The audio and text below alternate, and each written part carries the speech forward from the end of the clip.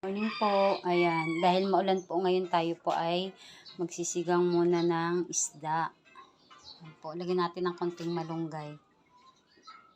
Para po may sustansya siya. Masarap po kasi ngayong umuulan ang sabaw. Tara po, luto muna tayo.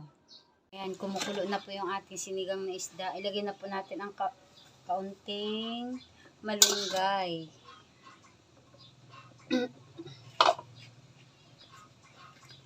At saka yung ating pong ilang pirasong sili. Ayan.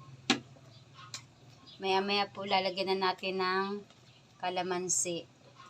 Pampaasim po niya. Na po ang ating ulam. Tayo po ay kakain na. Tara po, kain na po tayo guys. Ano yan? Ano sa cellphone? Nakatouching nabulong. Maingay. Video ako. Kain na. Nabunot. Sarap ng sabaw. Malamig kasi ang panahon, umuulan. Kaya gusto ko na may sabaw.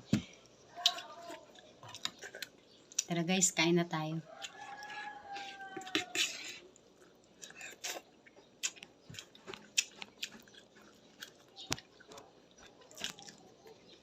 Nakalala yan. Ma.